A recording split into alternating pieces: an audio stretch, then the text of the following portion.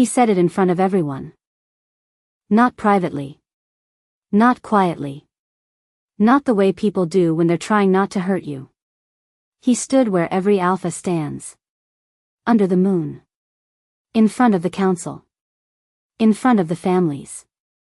In front of people who watched me grow up. And he said, I reject you.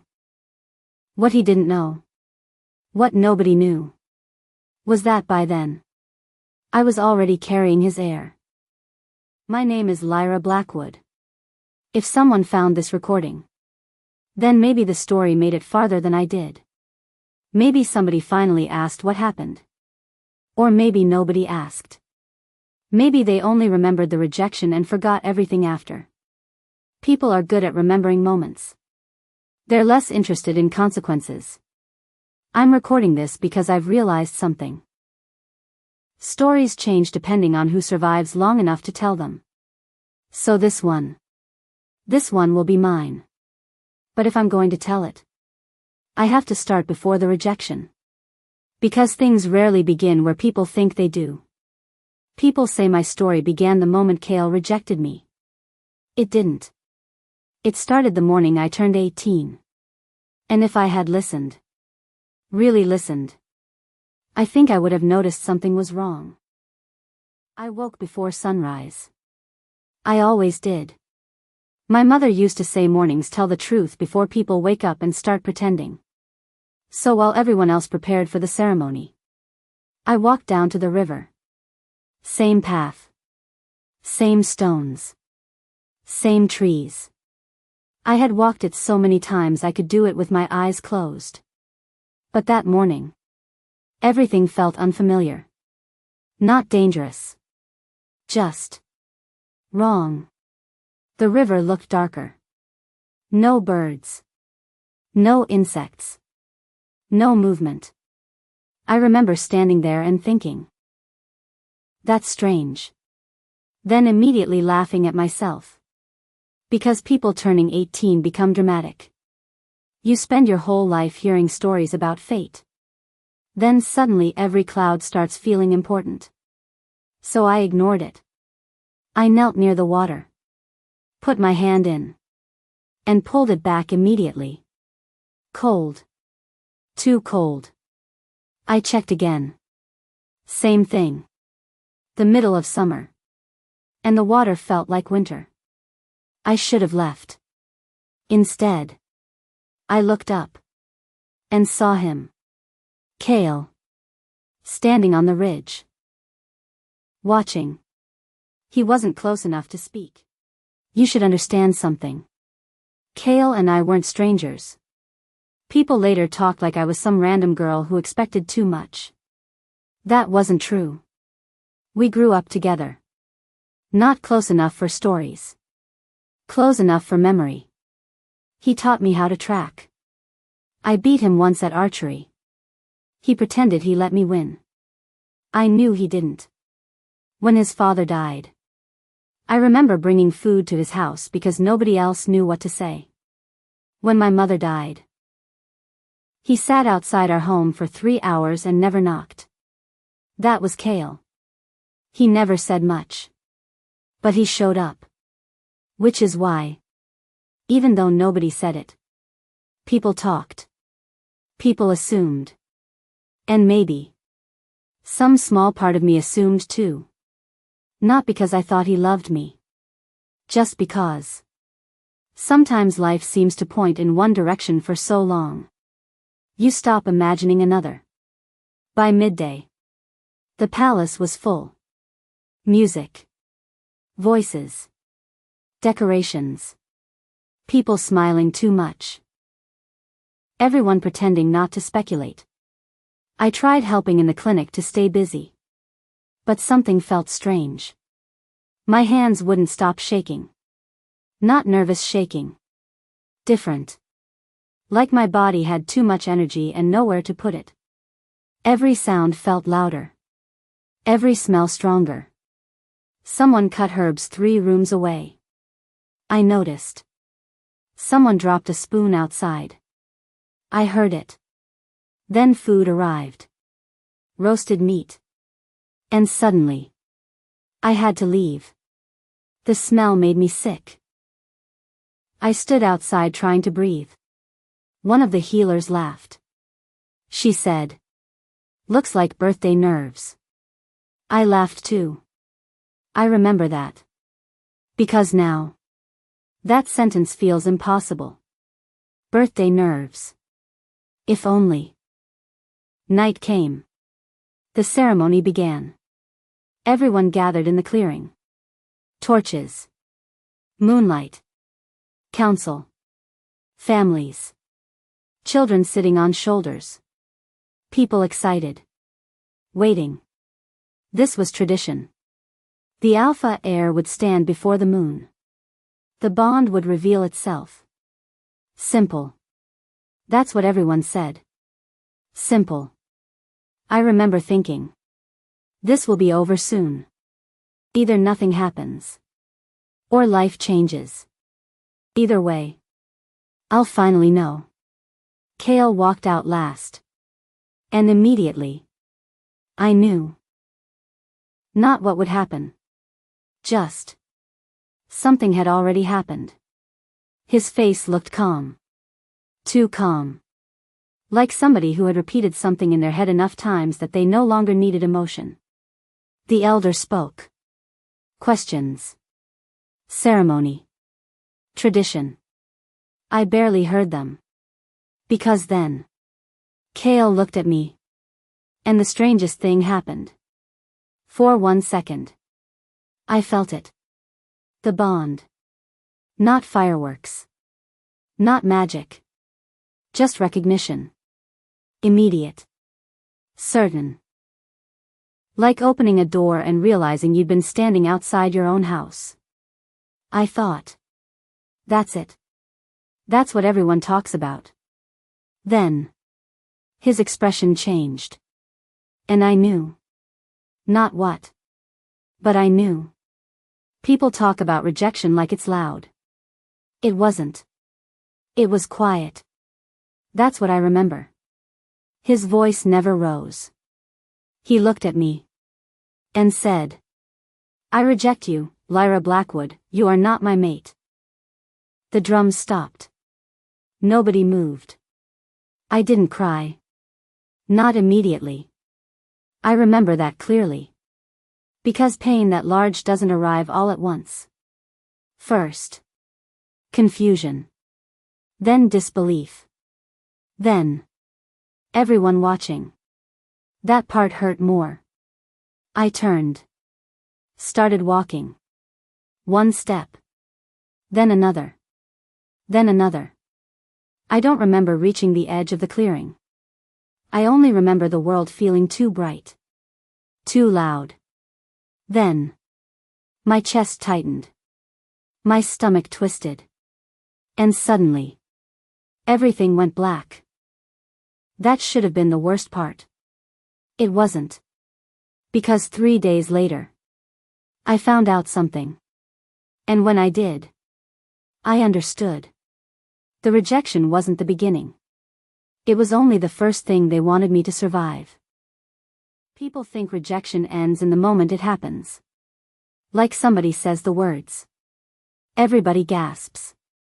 You cry. Then life continues. That isn't how it works. The words are quick. The humiliation takes longer. It settles in. Quietly. Like smoke inside a room. You stop noticing it. Until one day everything smells like it. When I opened my eyes, I thought I was home. White ceiling. Wood beams. Herb smoke. For a second. Everything felt normal. Then I recognized the room. The clinic. My clinic. I sat up too fast. Instant regret. My head felt heavy. My throat dry. There was a blanket over me. Someone had removed my shoes. That detail bothered me more than it should have. Because it meant somebody had carried me. Somebody had seen me unconscious. Somebody had seen. I looked around. Empty. No visitors. No family. No Kael. Just a cup of water. Half full. Already cold. I waited. I don't know why. Maybe because humiliation makes you unreasonable. Part of me thought. He'll come. Not to apologize. Not even to explain. Just. Come. Tell me there was a reason. Tell me something happened. Tell me there's context. Tell me I misunderstood. Tell me I'm not standing in the middle of my own life suddenly not recognizing it. So I waited. 5 minutes. 10. Long enough to stop pretending. Nobody came. By afternoon, people started arriving at the clinic. Not for me.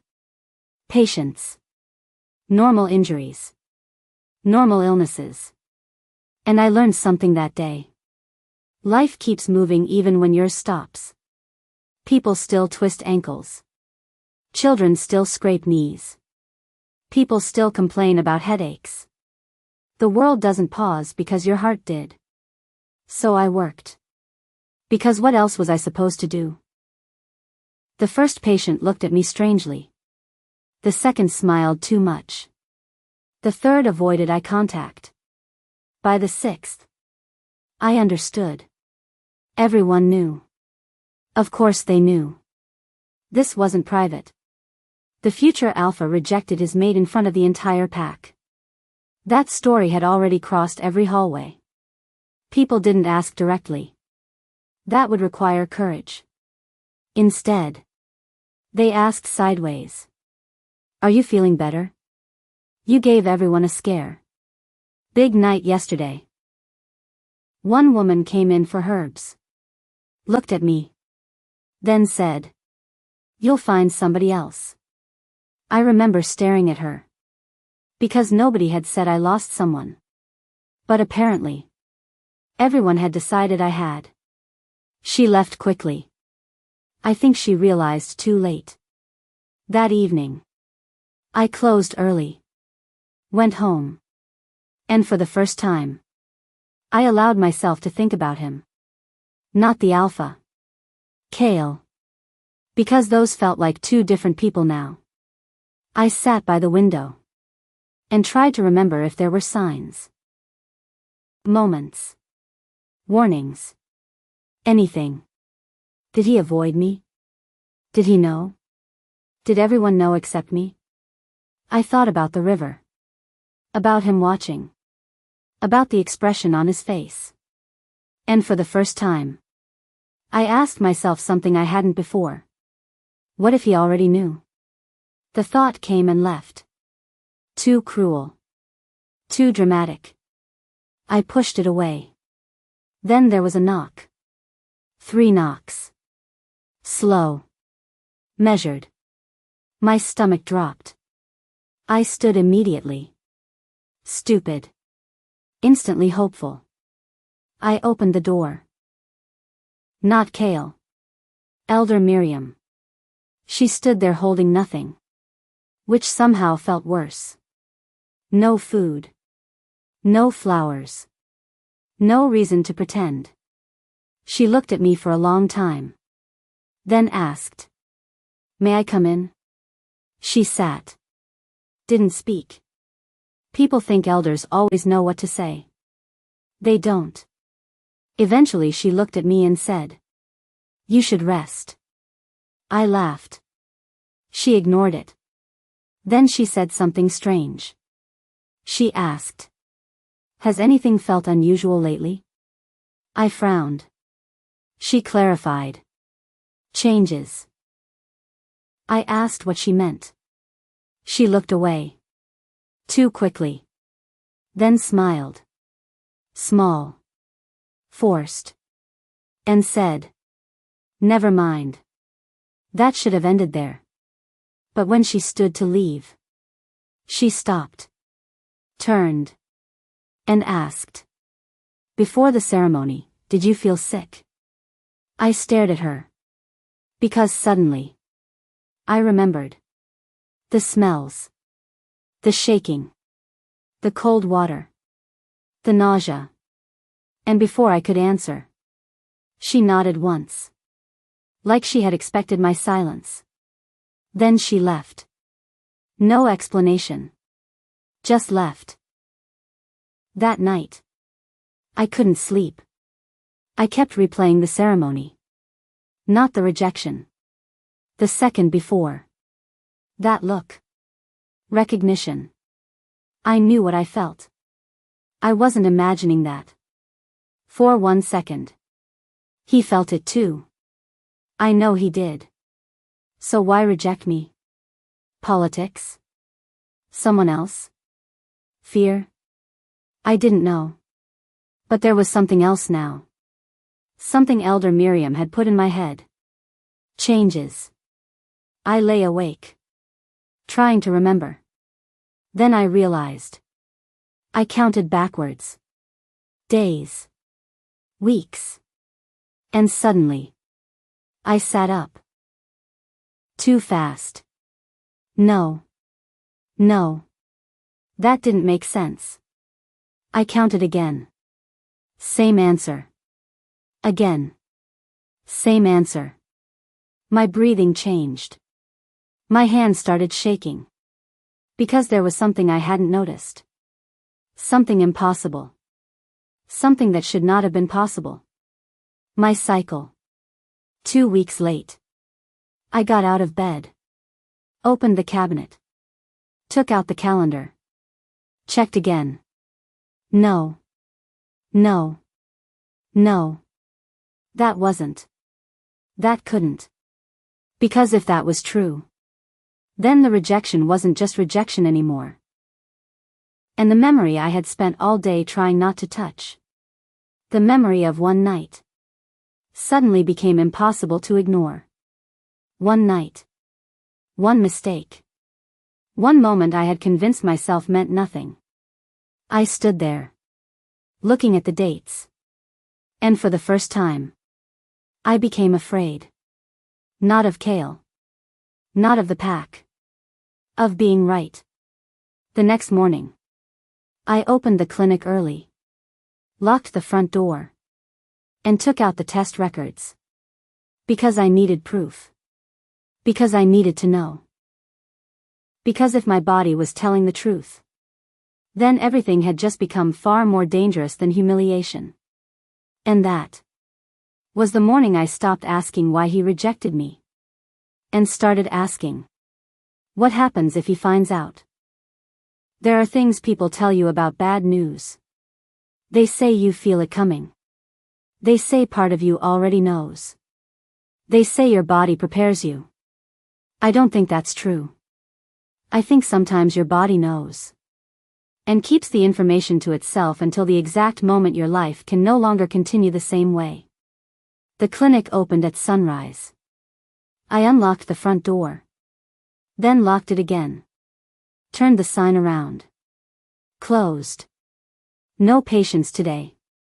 No visitors. No interruptions. I told myself I was being dramatic. That there were other explanations. Stress. Ceremony. Exhaustion. People faint. People miss cycles. Bodies react.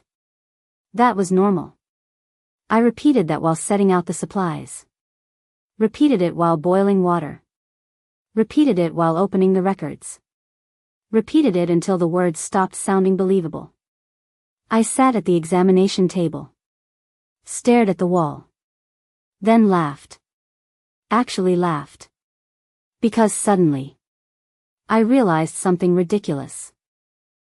Nobody teaches healers how to examine themselves. We're taught distance. Procedure. Observation. But nobody explains what to do when the person on the table is you. I followed the process. Slowly. Measured. No shortcuts. Because I didn't trust myself. Time passed. I checked. Waited. Checked again. Counted. Measured.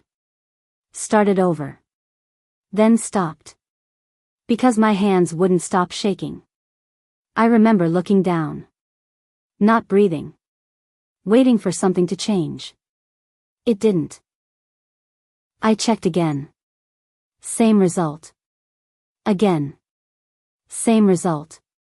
I sat there for a long time. Not moving. Because the problem with impossible things is they don't feel real immediately. Your mind keeps expecting them to become normal. To rearrange. To correct themselves. I looked around the room. Same walls. Same shelves. Same clinic. Nothing looked different. But suddenly, everything was. I was pregnant. I remember saying the words aloud. Quietly. Like maybe if I said them softly, they would stay small. I'm pregnant. Nothing happened. No thunder. No realization. No understanding. Just silence. Then, my stomach turned. And I stood up too quickly. Not because I felt sick. Because I remembered. Not the ceremony. Before that. Weeks before. One night. One decision. One thing I had placed in a locked room in my memory and convinced myself never happened. It had rained that night. Summer rain. Unexpected. I stayed late at the clinic. Kael came back injured from training. Nothing serious. Split knuckles. Bruised shoulder. I cleaned the cuts. Wrapped his hand. Normal. Routine. We talked. Nothing important. Then the storm got worse. He stayed. Still normal. Still nothing unusual. Until suddenly. We stopped talking. And once silence arrives, you realize how close somebody has been standing. I remember him looking tired. More tired than usual. I remember asking, "Are you all right?" And I remember him laughing. Not because it was funny. Like somebody surprised someone noticed. Then he said something strange. He said, "Do you ever think people decide your future before you do?" I asked what he meant. He shook his head. Changed the subject. But he stayed. The rain continued. And eventually, it felt less like two people waiting for weather. And more like two people delaying something. Nobody said anything. Nobody planned anything. Nobody confessed anything. People always imagine moments like that are dramatic. They aren't. Most life-changing decisions happen quietly. Then, he looked at me. And I looked back. And for one moment, nobody was healer. Nobody was alpha heir. Nobody was careful. And afterward, we never talked about it. The next morning, everything returned to normal. He acted normal. I acted normal. So eventually, I convinced myself. It meant nothing. People make mistakes. Life moves. End of story. Except, life apparently disagreed. I sat back down. Stared at the results. And suddenly, something colder entered the room. Not fear. Reality. Because now there was a question. And every answer felt dangerous. Do I tell him? I thought about the ceremony. His face. His voice. The rejection. Public. Deliberate. Then another thought came. What if he already knew? I hated myself for thinking it. But once the thought appears, it doesn't leave. What if he knew? What if that's why? No. No. That didn't make sense. Except, I remembered the river. Watching. The distance. The decision already made. I stood. Started cleaning the table. Stopped halfway. Because my body felt strange again. Different. Sharper. I pressed my hand against my stomach. Nothing. Of course nothing. Too early. Still. I stood there. Longer than necessary. Then I said something aloud. Quiet. Embarrassing. But true. I said. I don't know what to do. That's when someone knocked. Once. Then twice. I froze. Nobody should have been there. I opened the door. Elder Miriam. Again. She looked at my face. Looked past me. Saw the records. And didn't ask. She already knew. She stepped inside. Closed the door. And said. Tell me. I stared at her. Then handed her the results. She read them. Read them again. Then sat down. Slowly. Too slowly. That's what scared me.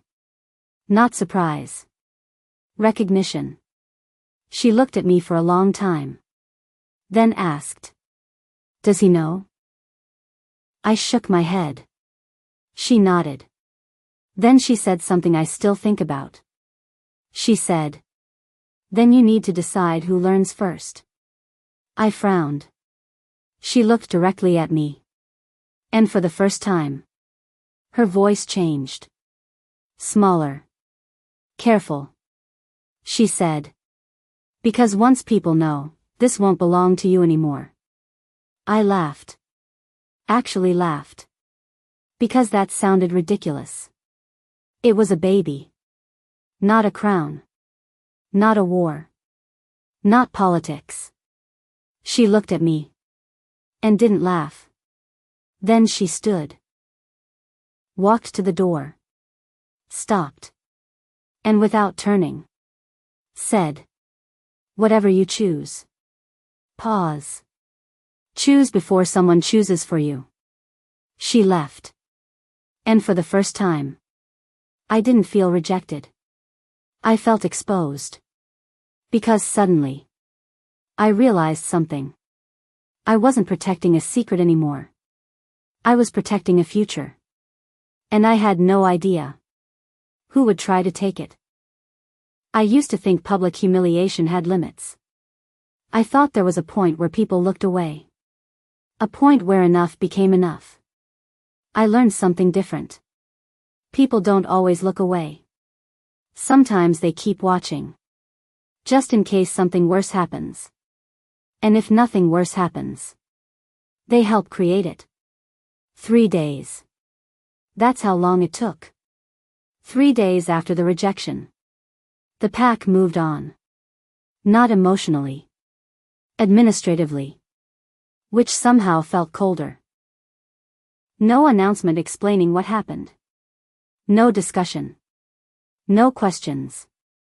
Just. Continuation. Training resumed. Council meetings resumed. The market opened. Children played. And somewhere inside the palace. People quietly removed my future and replaced it with another one. I found out by accident. Which felt appropriate.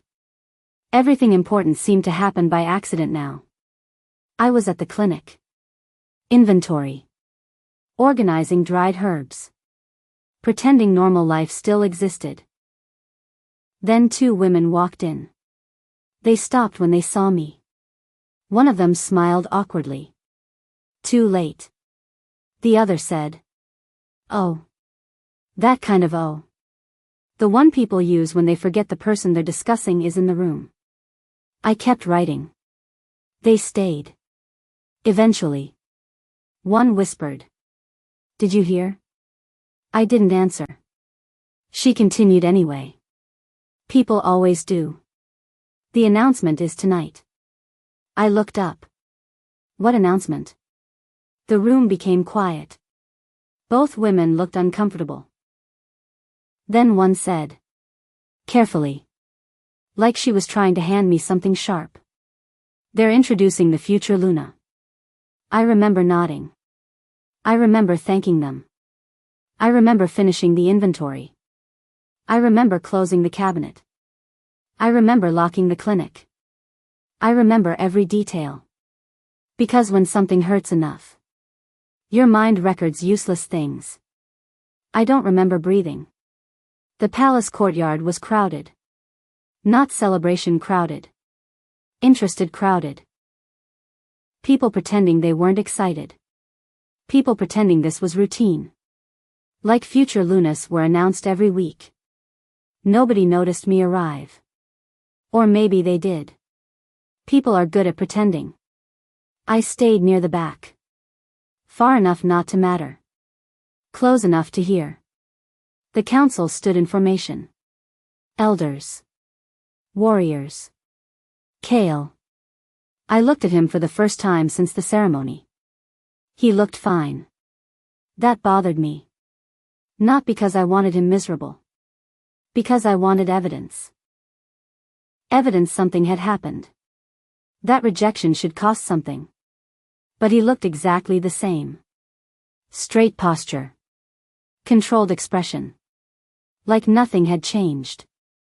Like he hadn't stood in front of everyone and broken something. Then the elder stepped forward. Formal speech. Future. Strength. Unity. Words that sound important while meaning almost nothing. And then they said her name. Selene Ashbourne. The daughter of the Northern Alliance. Beautiful. Confident. Raised for leadership. The kind of person people describe using words like suitable. She stepped forward. People applauded. Kael stood beside her. And then he smiled. Not a big smile. Not dramatic. Just enough. Enough to make something inside me become very still. Because suddenly I understood. The world wasn't waiting. The world had already continued. I left before the ceremony ended. Not because I couldn't handle it. That's what I told myself. Truth. I didn't want anyone seeing my face. Outside. The evening air felt colder. I started walking home. Then stopped. Because somebody called my name. I turned. Kael. Standing halfway down the path. For a second. My body forgot everything. Habit. Recognition. Then memory returned. He walked closer. Stopped several feet away. Like distance had become official. Neither of us spoke. Then he said, "You shouldn't have come." I stared at him. That was his opening sentence. Not hello. Not are you all right. Not explanation. You shouldn't have come. I laughed. Small. Disbelieving. Then asked. Was I invited? His expression changed slightly. Then disappeared. He looked tired. Again. That same tiredness. He said. This is difficult. I looked at him. Really looked. And something strange happened. For the first time. I realized he expected something. Forgiveness. Understanding. Something. And suddenly. I became angry. Not loud angry. Quiet angry. The kind that arrives after disappointment finishes. So I asked. Why? He looked away. Long enough to answer. Then said. It's complicated. I almost smiled. Because complicated is such a useful word. People use it when they want understanding without explanation. I nodded. Then asked. Did you know? His eyes came back immediately. Too quickly. His expression shifted. Only for a second. But I saw it. And suddenly. My chest tightened. Because he didn't ask what I meant. He only said. No. Too fast. Too clean. Too prepared. I looked at him. And for the first time, I wondered whether rejection wasn't the whole truth. I nodded once. Then turned to leave. He said my name. I stopped. He said, "I'm sorry." I didn't turn around. Because I realized something. Some apologies arrive too late to feel sincere. So I said, "For what?" Silence. Long silence. Then, nothing. No answer. I walked away. That night, I couldn't sleep. Not because of Selene. Not because of Kael. Because of one thing. That hesitation. That pause. That answer. Did you know? No. Too fast. I sat in bed. Thinking. Then I remembered something. The river. The watching. The distance. The decision. Already made. And suddenly, a question appeared. One I didn't want. If he didn't reject me because of the bond, then what did he reject? I placed my hand against my stomach. Still nothing. Still too early. And quietly. For reasons I didn't understand. I said, "You and me." Pause. We should probably be careful. Because for the first time, I stopped worrying whether Kael wanted us. And started wondering. Who else might? There's something nobody tells you about secrets. You think keeping them means staying silent. It doesn't. Keeping a secret means acting normal while your entire life rearranges itself underneath your feet. It means answering questions carefully. Smiling correctly. Leaving rooms at the right time. Pretending your future isn't sitting quietly inside you listening to everything. After the announcement, I stopped going near the palace. Not dramatically. I just changed my routes. Used the Eastern Road. Worked earlier. Left later. Avoided crowds. People assumed I was embarrassed. I let them think that. Embarrassment is safer than truth. By then, I had decided. I wasn't telling anyone. Not Kael. Not my father. Nobody. Not yet. Maybe later. Maybe when I understood more.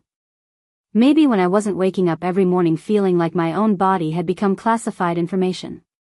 So I kept working. Clinic. Home. Clinic. Home. Simple. And for almost 4 days. I convinced myself it could stay that way. Then Elder Miriam returned. Again. Only this time. She didn't knock. I looked up from the clinic desk. She walked in. Closed the door. Locked it. That got my attention. She never locked doors. She stood still. Then asked. "Has anyone spoken to you?" I frowned. "No." She looked relieved. Too relieved. Then she nodded once. Like she had confirmed something. I asked what was happening. She looked toward the window before answering. Then she said. "Nothing yet." I remember that exactly. Nothing yet. That kind of sentence changes shape after you hear it. Because now you know something exists. You just don't know where. I stood. Asked directly. "What's going on?" She looked at me.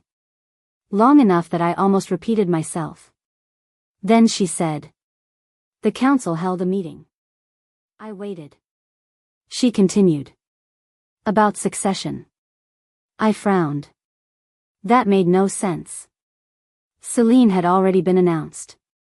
Kael had already chosen. Why discuss succession? She looked at me. And suddenly, I understood. My stomach dropped before my mind caught up. I asked. They know? She shook her head immediately. No. Too quickly. Then quieter. They suspect. I didn't speak. She continued. The ceremony wasn't normal. I said nothing. She looked uncomfortable. Then finally said. The rejection happened. I blinked. She kept talking. Like she needed to finish before she changed her mind. The bond appeared. My throat tightened. She looked at me. You felt it. It wasn't a question. I didn't answer. She nodded anyway. Then said. So did he. I looked away. Because hearing someone else say it made it real. She continued. Rejections create questions. Questions. Such a harmless word. Questions become meetings. Meetings become decisions. That's what nobody tells you. She sat down. And then she asked quietly. Did anything happen before the ceremony? My chest tightened. I looked at her. She looked back. And suddenly. I understood. She wasn't guessing anymore. She was checking. I shook my head. Too quickly. She noticed. Of course she noticed. She stood. Walked toward me. Stopped. Then asked. Lyra. Pause. Are you carrying his child? I wish I could say I answered calmly. I didn't. My face answered before I did. She closed her eyes. Just once. And when she opened them, she looked older. She sat back down. Didn't speak. I whispered. How did you know? She smiled. Not kindly. Sadly. Then said. Because they asked. I stared. She continued. Not directly. Pause. But they asked whether healers notice changes after rejection. My throat went dry. She looked at me. Then she said something I'll never forget. They don't care about you. Long silence. They care about possibility. I wanted to say she was wrong. But she continued. If the future alpha rejects a bond. Pause. And an heir still exists. She stopped. Didn't finish. She didn't need to. I understood. Selene. Politics. Power. Future. The child complicated all of it. I stood. Walked away. Turned back. Asked. What happens? She looked directly at me. And said. That depends on who finds out first. I laughed. Short. Confused. Finds out what? She looked at me. And for the first time. She didn't soften the answer. That the child exists. I sat down slowly. Because suddenly. Everything became clear. The strange questions. The meeting. The timing. The announcement. Nobody moved on. They adjusted. And if my child became a problem, people would solve problems. I looked at Elder Miriam. Then asked. What would they do? She didn't answer. Which was answer enough. Eventually. She stood. Walked to the door. Stopped. Then turned back. And said. If you decide to leave. Pause. Don't tell anyone before you go. Then she left. I stood alone in the clinic. Staring at nothing. Then I locked the front door. Closed the curtains. Walked to the cabinet. Opened it. Pulled out an old travel bag. Just looked at it. Didn't pack. Didn't move. Because packing would mean believing. And I still didn't want to believe. Then. Outside. Footsteps. Multiple. Slow. Stopping near the clinic. Voices. Too low to understand. I held my breath. Nobody knocked. Nobody entered. They stood there. For a long time. Then walked away. That night. I didn't sleep. I sat beside the window. Watching. Waiting. One hand over my stomach. Thinking about something Elder Miriam said. They don't care about you. They care about possibility. And for the first time, I realized I wasn't protecting a secret anymore. I was protecting someone. Someone who had never spoken. Never asked.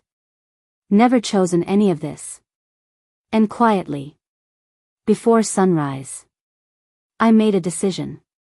If they came, they would find an empty house. There's a moment before leaving.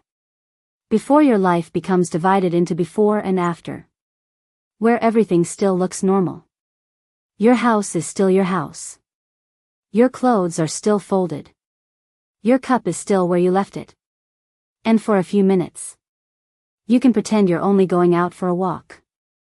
I think that's why leaving hurts. Not because of what you lose. Because everything stays behind exactly where it was. Like it expects you back. I left before sunrise. Not because I had a plan. Because I didn't. I left because staying had started feeling like waiting for somebody else to decide my future. I packed quietly. 2 changes of clothes. Money. Bandages. Dried herbs. Water. My mother's journal. That one took the longest. I picked it up. Put it down. Picked it up again. It felt unnecessary. Heavy. But something stopped me from leaving it behind. So I wrapped it in cloth and packed it. Then I stood in the middle of my room. Looking. Not dramatic. Not crying. Just trying to notice things. The chair. The window. The cracked shelf. Because somewhere inside me, I already knew. People think exile begins at the gate. It doesn't. It starts the moment you realize you might never come back. The streets were empty. Fog sitting low. Nobody outside. I moved quietly. Past the clinic. Past the market. Past places that used to feel permanent. I didn't look toward the palace. Not once. I told myself there was no reason to. Halfway to the Eastern Trail, I stopped. Because I heard running. Fast. Coming toward me. I froze. Turned. Elder Miriam. She reached me breathing hard. Which frightened me immediately. I had never seen her run. She grabbed my arm. Looked behind us. Then said, "Go." I stared. She pressed something into my hand. A folded map. Old. Worn. I looked at her. She said, "There's a cabin." I frowned. She shook her head. No questions. Then she looked at my bag. And suddenly, her expression changed. She realized. I hadn't told her. But she realized. She nodded once. Then she said, "You made the right decision." That should have made me feel better. It didn't. Because people only say things like that when something bad is already moving. I asked. "Did something happen?" She looked at me. Then looked away. And said, "Last night they asked for clinic records." My stomach dropped. She continued. "They said it was routine." Pause. "They've never asked before." I swallowed. She took a breath. Then said, Don't go north. I frowned. She looked directly at me. And for the first time, she sounded afraid. Do not let anyone know where you're going. Then she stepped back. Like she had already stayed too long. I asked. What do I tell people? She looked at me. And said. Nothing. Then. Quieter. People can forgive absence. Pause. They don't forgive uncertainty. And then she turned and walked away. Didn't look back. I took the eastern trail. Forest. Quiet. Hours passed. The farther I walked, the stranger I felt. Not emotionally. Physically. Sharper. Like my senses kept reaching farther than they should. I could hear movement through trees. Water somewhere distant. Animals changing direction. At first, I thought I was imagining it. Then something happened. I stopped walking. Because I heard footsteps. Behind me. I turned. Nothing. Forest. Stillness. I waited. Nothing. Then. Very clearly. A whisper. My name. I spun around. Nobody. I stood there for almost a minute. Heart racing. Then laughed. Too much stress. Too little sleep. I kept walking. But after that, I noticed something. Every time I stopped, the forest stopped. Every time I moved, the forest moved again. Like something was deciding whether to follow. By evening, I found the cabin. Small. Old. Hidden. No smoke. No footprints. Looked abandoned. I almost left. Then I noticed something carved above the door. One word. Return. That was all. I opened the door. Inside. Simple. Bed. Fireplace. Shelves. And books. Too many books. Someone lived here once. Recently. I put my bag down. Started unpacking. Then I pulled out my mother's journal. It slipped. Fell open. Middle pages. I picked it up. And something fell out. A folded paper. Old. Different handwriting. I unfolded it. Expected notes. Recipes. Records. Instead. One sentence. Written alone. Like it didn't belong. If the bond is rejected after conception, leave before they remember the old laws. I stared. Read it again. Then checked the back. Nothing. No explanation. No date. No name. I sat down slowly. Because suddenly, something shifted. This wasn't impossible. This wasn't unheard of. Someone had written this before. Which meant someone had known. And my mother kept it. I turned pages. Fast. Searching. Nothing. Then. Near the back. Another line. Small. Easy to miss. The child inherits what the bond cannot destroy.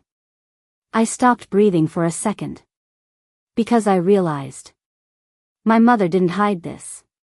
She preserved it. For who? For me? For someone else? I didn't know. But suddenly. The room felt different. Like I had stepped into a story already in progress. Night came. I locked the door. Built a fire. Sat on the floor. One hand resting lightly against my stomach. Still nothing. Still too early. But I spoke anyway. Quiet. Embarrassing. I said. I don't know who you are. Pause. But I'm trying. I sat there, watching the fire. And for the first time since leaving, I felt something. Not safety. Not peace. Just distance. Like maybe the world couldn't reach me here. Then, outside, a branch snapped. I froze. Silence. Another snap. Closer. I stood. Moved toward the window.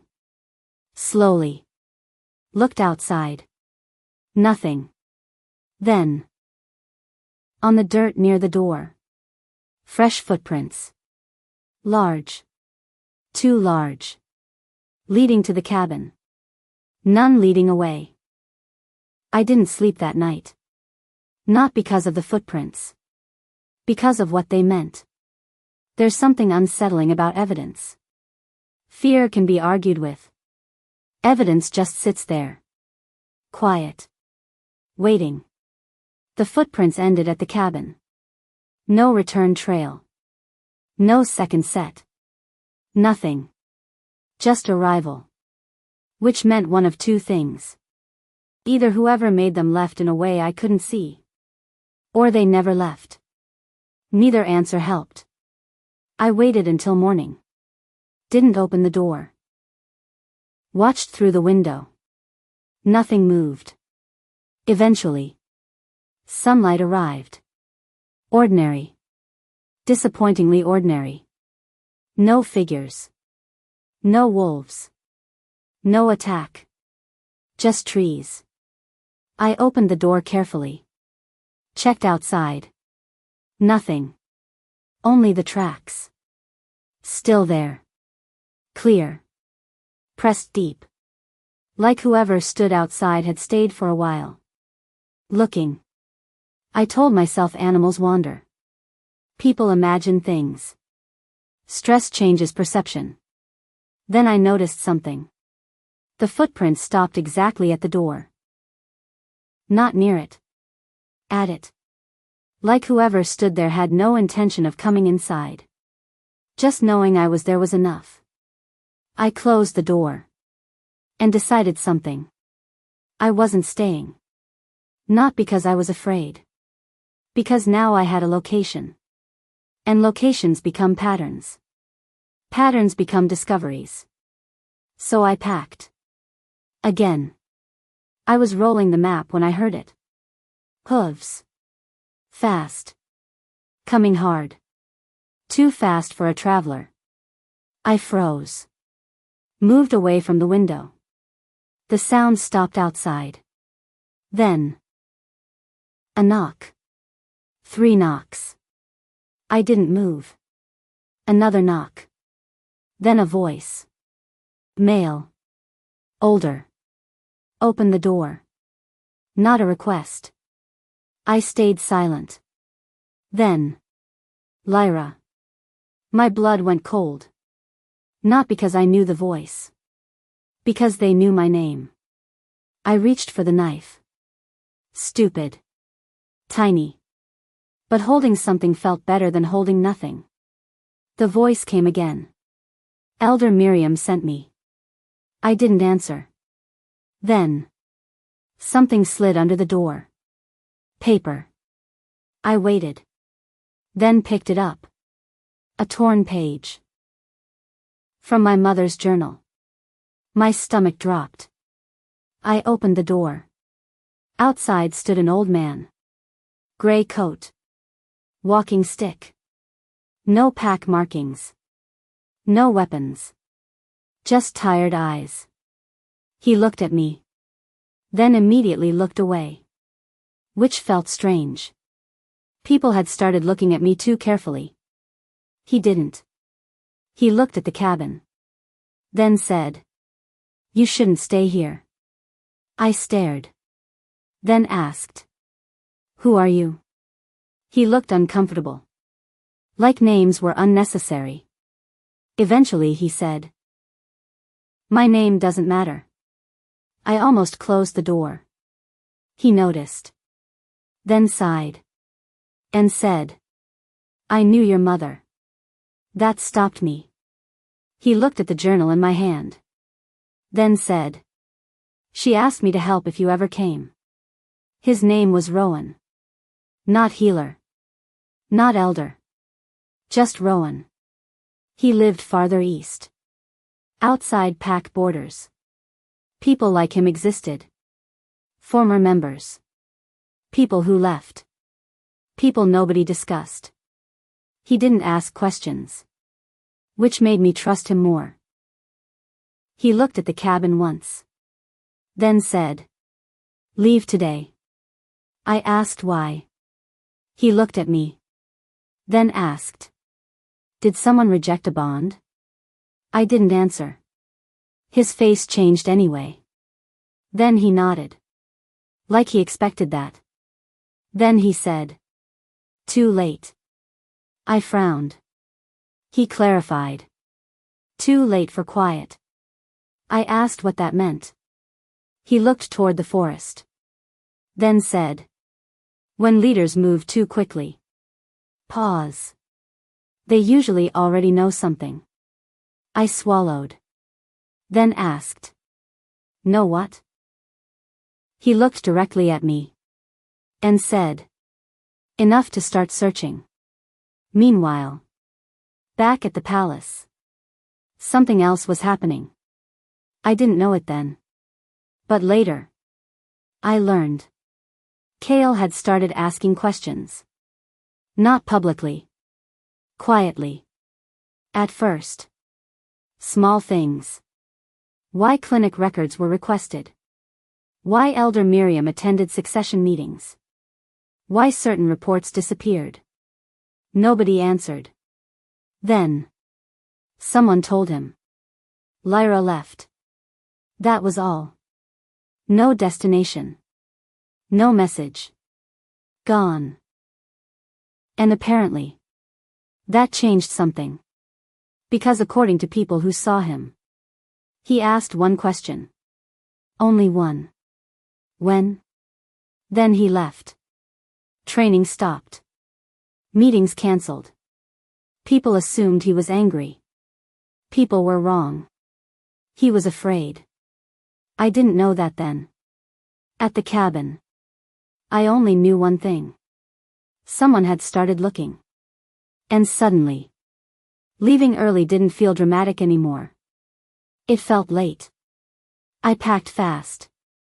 Rowan watched. Then stopped me. He looked at my bag. Then quietly asked, how far along? I froze. He noticed immediately. His expression changed. Not surprise. Recognition. Again. Everyone suddenly looked like they knew things I didn't. I didn't answer. He nodded. Then said, you need to move. Not you. You need to move. That wording stayed with me. I asked, why does everyone keep acting like this matters? He looked at me. Long enough. Then shook his head.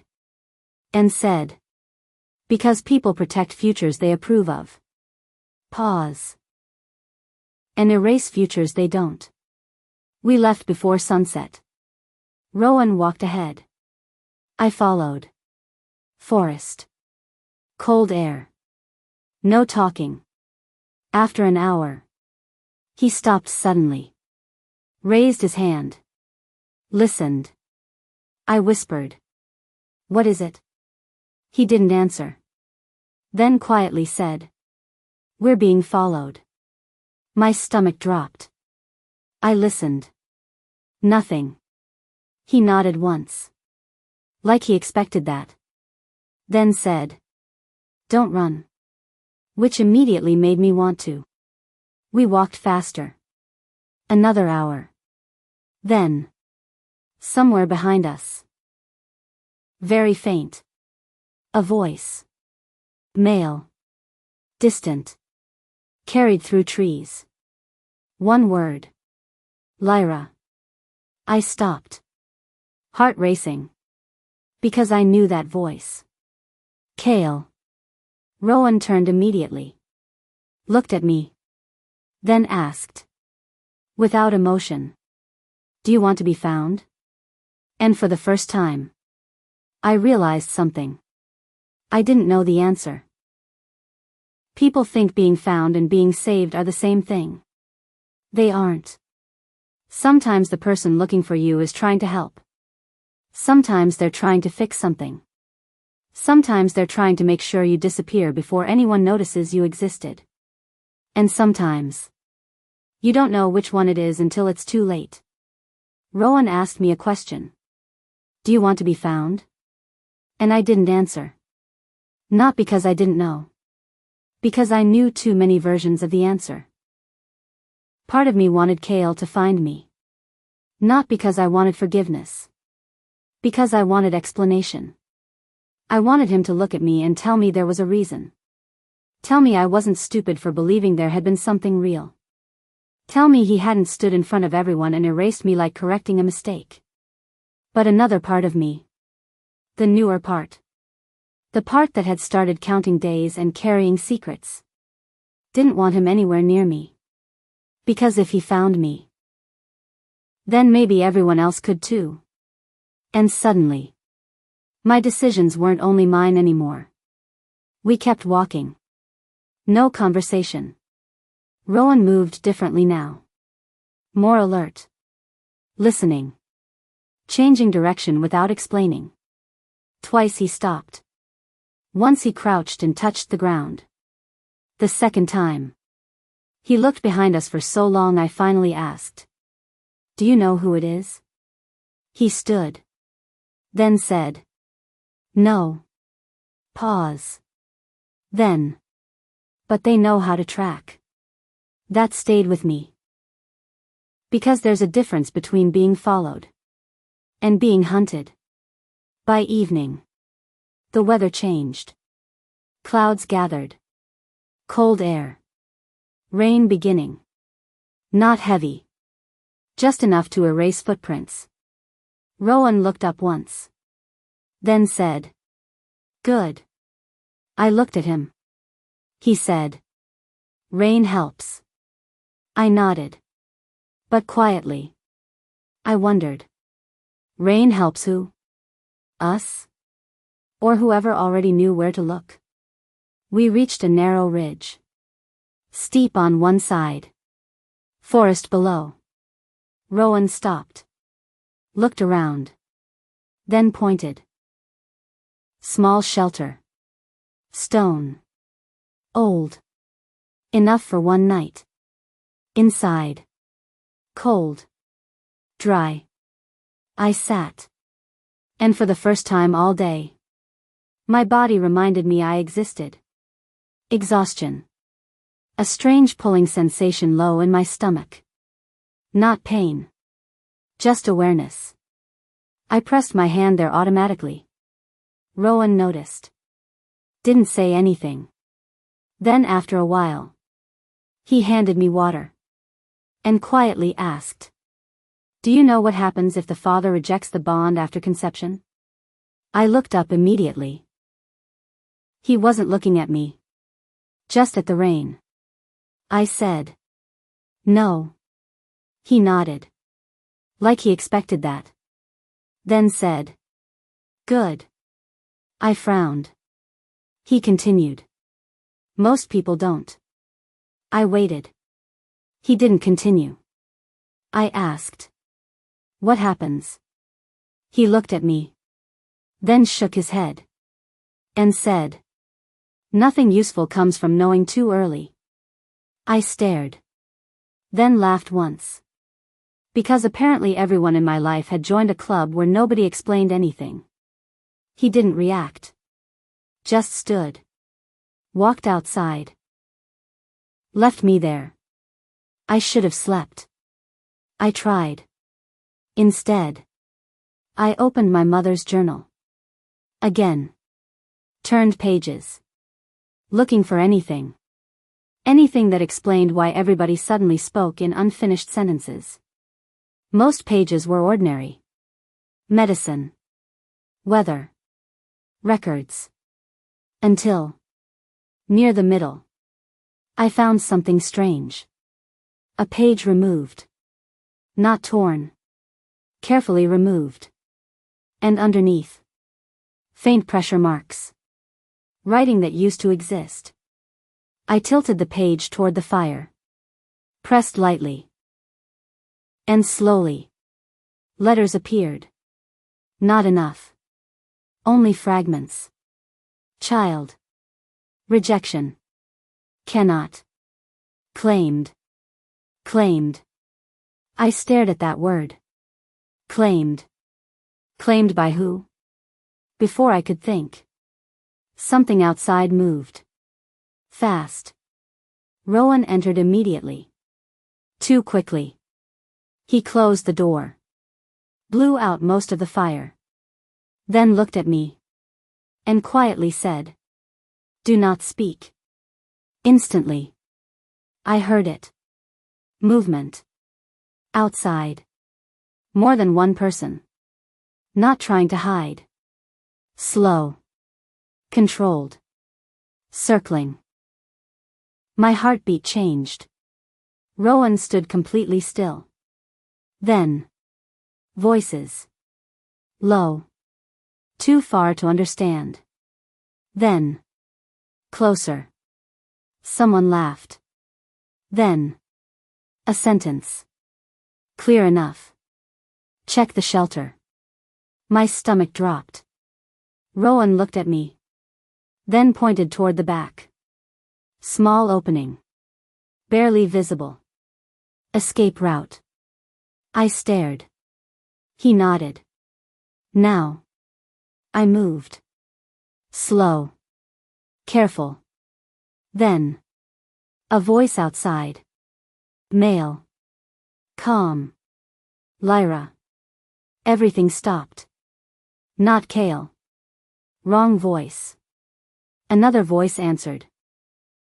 How sure are you? The first voice said. The healer disappeared 4 days ago. Pause. Then. If she's carrying what they think. Long silence. Then. We don't bring her back. Silence. Another voice asked. What about the child? The answer came immediately. Cold. Simple. There is no child. I stopped breathing. Rowan looked at me. And for the first time, I saw fear. Not concern. Fear. He leaned close. And whispered. Run. I looked at the door. Then back at him. He said. Again. Run. Then louder. He stood and moved toward the entrance. And I realized. He wasn't coming. I whispered. No. He didn't look at me. He only said. They came prepared. Then. The door opened. And I ran. I didn't look back. Forest. Mud. Darkness. Heart pounding. Voices behind me. Someone shouting. Someone running. I kept moving. Then suddenly. Pain. Sharp. Low. I stumbled. Caught myself. Stopped. Hand against my stomach. Breathing hard. No. No. Too early. Please. Then. Another pain. And for the first time, I became afraid of something bigger than being caught. Because suddenly, I realized I wasn't running alone.